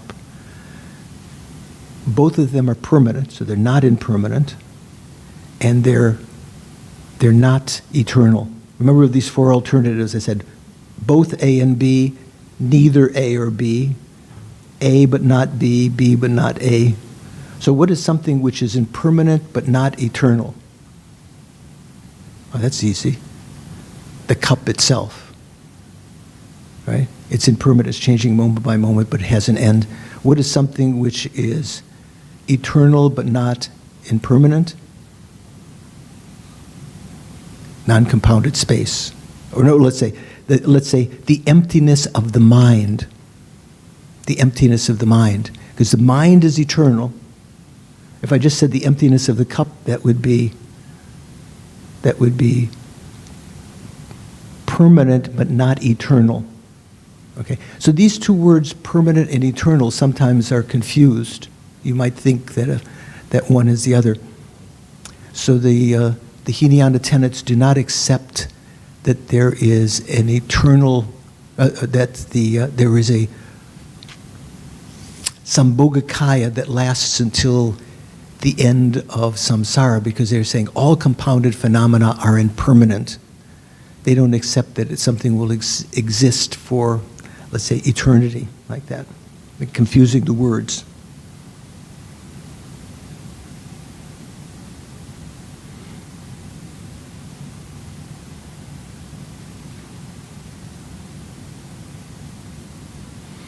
For instance, the teaching that a Buddha's enjoyment body, the Sambhogakaya, abides forever without disintegrating contradicts the first seal that all products are impermanent.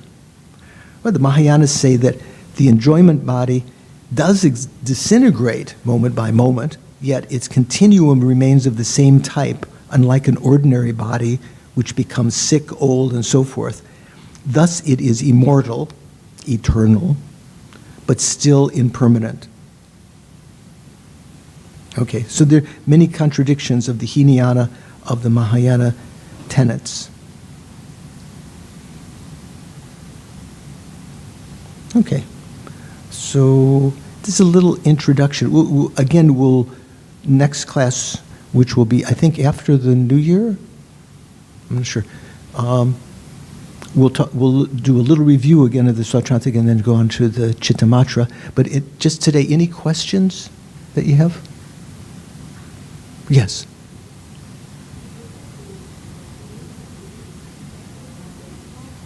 Wait, he's going to bring a microphone because your voice is so gentle, Sorry, so quiet. Sorry, No, Venerable. okay. Because with regard to the female woman becoming an arahant, With right? regard to the what?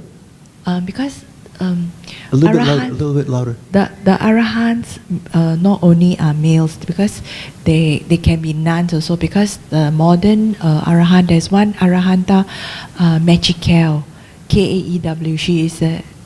She became an arahant in this lifetime. Oh, I was asking the other day whether anyone was renowned as being an arhat. So there's some arhat. Which country?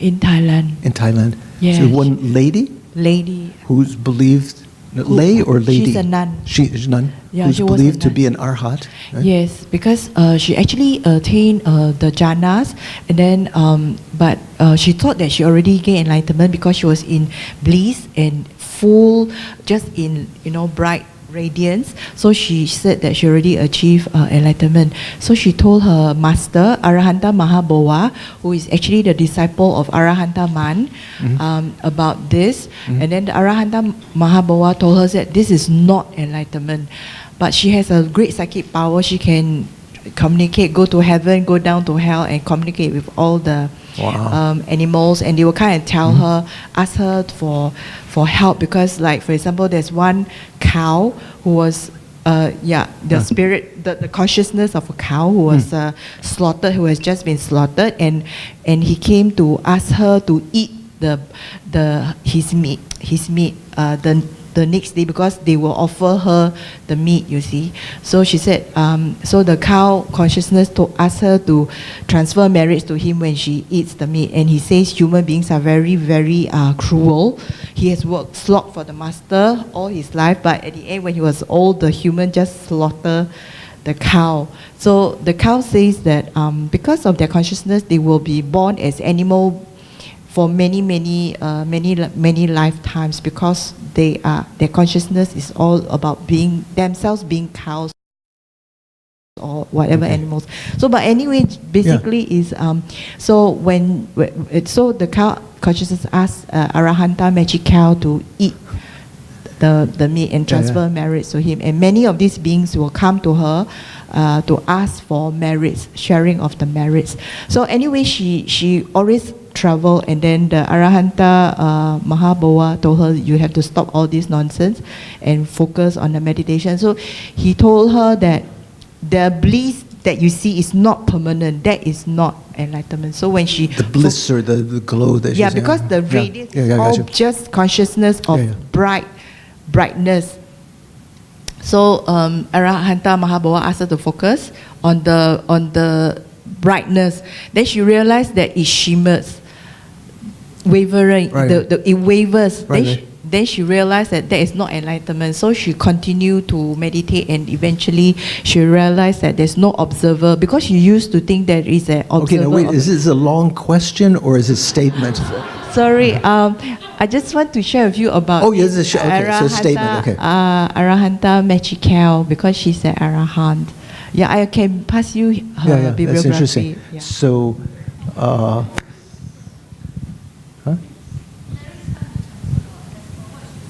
oh, I don't know. Were you saying merits can be transferred?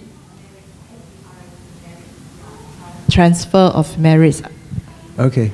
Generally, there's two different concepts here when we talk. And there's a famous thing comes up a lot. I'm going to take a picture of you all in a minute, so I'm waiting for different people to get back. Different people are going to the bathroom. I want to take a picture. Some people just got back, other people just left. So there's something called, what is your name? Isip? Isip. Saying something about transference of transference of merit. That's something that's talked about sometimes in the Hinayana scriptures that might be confused with the Mahayana concept of dedication of merit. Okay? So dedication of merit is different. Dedication of merit doesn't mean that the merit I've created, that I dedicate to you and it sort of becomes part of your legacy, sort of within your mind stream that you will experience in the future. That sounds like what's meant by transference of merit. As Joy was saying, very often right, not every time, and also me, I'm not always right, but she's often right. She's saying that generally in the Mahayana, we don't accept, well, even in the general Theravada teachings, they don't accept that the karma created by one person can be experienced by another. So I can't transfer my merit, the virtuous karma that I've created, to you. It can only, that which I create can only be experienced by me, okay? I can interact with you. I can create, say for instance, there was a tradition in Tibet when the Kadampa Lamas died, the followers of Atisha, they had property in common, communal property. So the monks would take that property that the monk used to have, his bowl and so forth, which they had partial ownership of, and they would do puja, they would buy substances, and they would create karma thereby that the person would benefit from because it was their property in common. So different ways that we can affect others by doing puja like that. But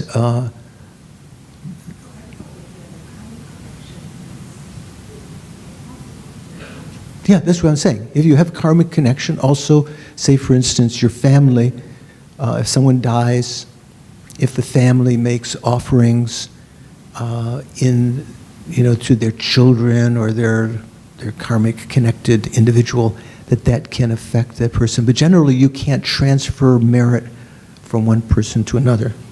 But I'm going to take everyone's picture for a second here. There's something here. Okay. Yeah. Oh no, come on. No, hey, quit hiding. Hey, what's his name? I just want to.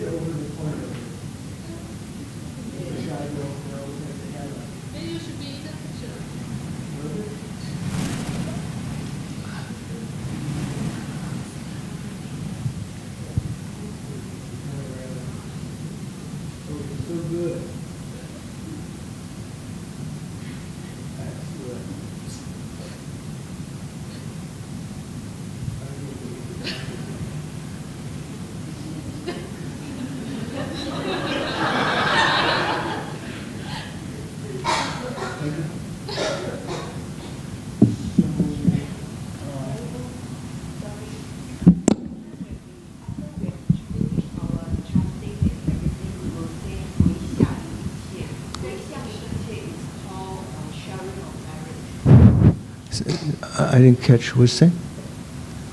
Every time after the puja, they will dedicate the merit, dedicate the merit. I have a question, Wait, she didn't finish yet. You're so eager. You didn't let her. So, I didn't catch your question. Joy, can you explain what she's saying? Okay, give back. Come on. Okay. I have a question on the Sautantika actually. Give back the microphone. Yes, because we'll have time to talk later.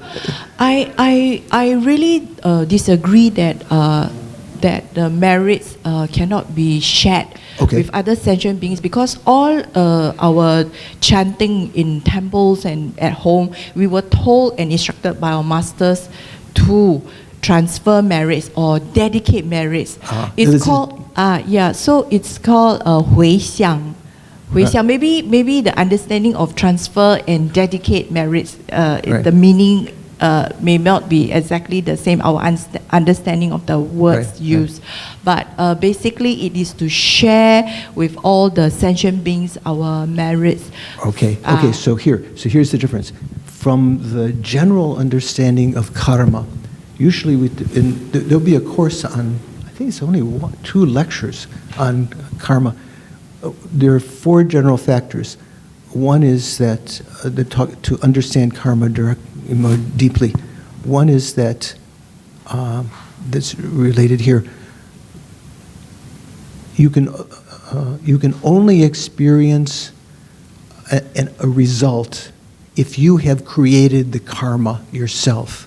You can't experience a result unless you've created the karma that gave rise to that result. Because karma is a cause. The effect later is a result, happiness or suffering or being born as a human or in the hell realms or whatever. So you can only ripen on the karma that you create can only ripen on your own continuum, that action. But we can dedicate merit for the benefit of sentient beings. How does that work? How does it benefit sentient beings? Because, again, the karma that you can create only ripens on you.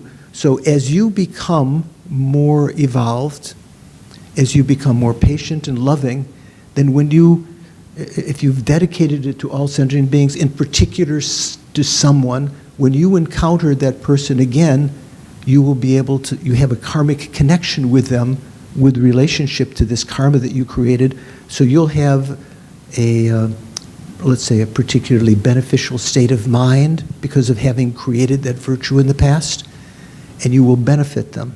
It doesn't mean that you will benefit them right now from a general Buddhist point of view. You can do other things, though. You can, to help them, you can request the protectors of the Dharma, for instance, with whom we have closer karmic relationship than with the actual deities. To actually pray to Avalokiteshvara or Amitabha, maybe our karmic connection with them is very distant.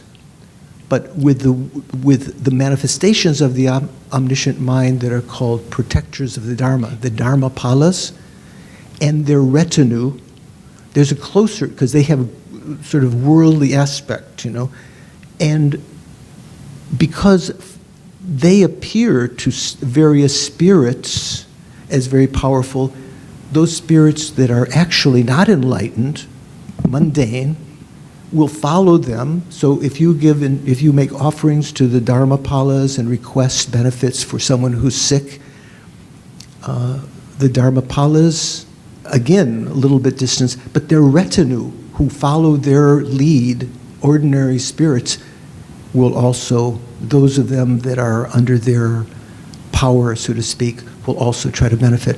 So from a Buddhist perspective, this is an interesting question, because this same word, transference of merit, or phrase, transference of merit, I've seen come up in other contexts, and I've often, wondered about that. I haven't seen a particular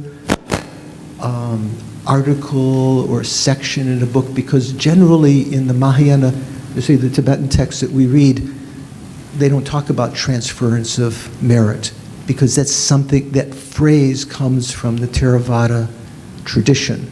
So I'm not sure if that was originally meant to mean a dedication and just translated that way, or if it's a completely different word. But as we're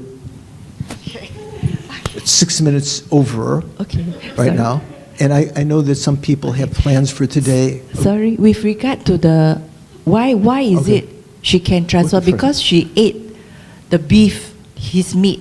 Right. Again, that's why that one nourishes her body, again, so there is merits in there. That's why she can dedicate the merits. So we do the same thing in Buddhist, Mahayana Buddhism. Say, for instance, generally in the Vinaya, the monks and nuns are allowed to eat meat. Did you know that? Actually, in some Chinese countries, it's believed that, if you're a monk, you have to be vegetarian. If you go to a Chinese restaurant, a monk eating meat is considered to be wrong, right?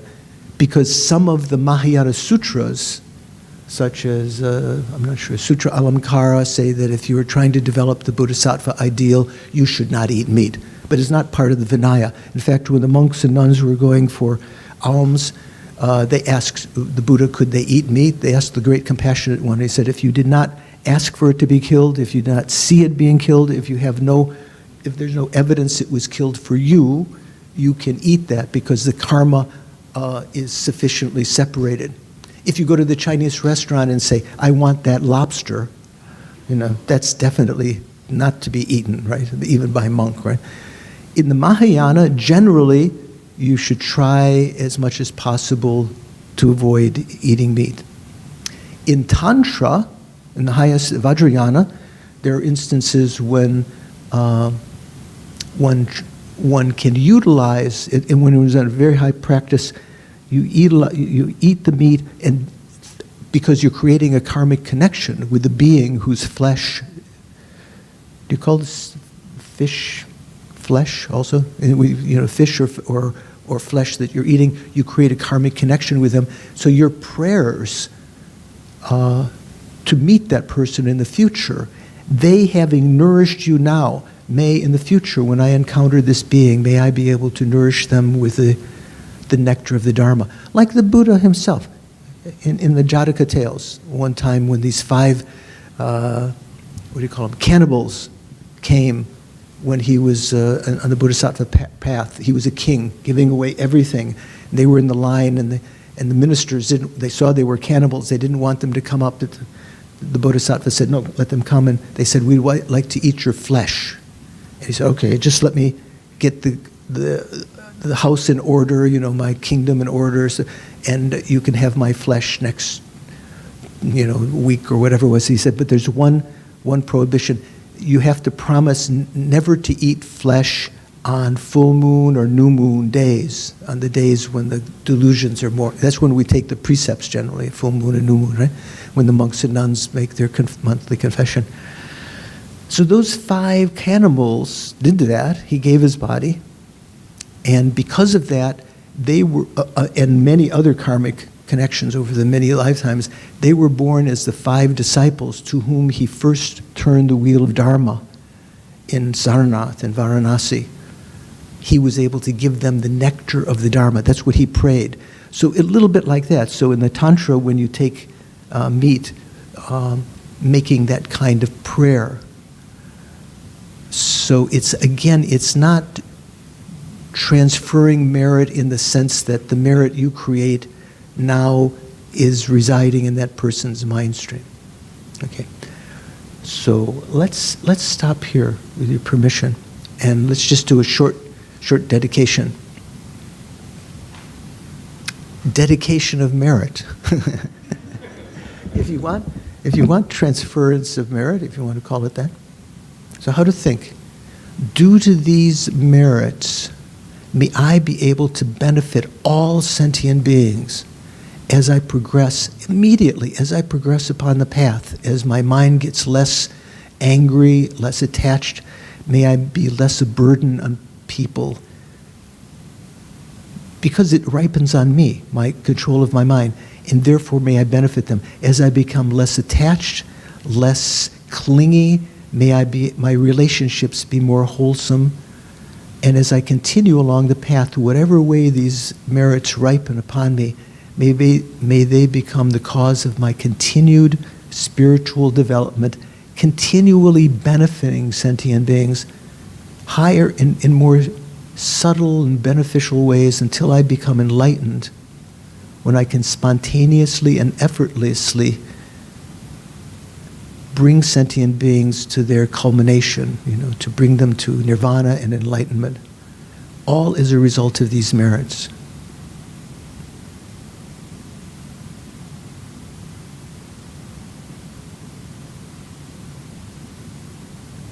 So in a sense, you're thinking, you might think of that as transferring, the benefits of this. May that eventually end up within the lives of all these sentient beings. But it's not as though the merits that I'm creating has now been transferred into their mind streams.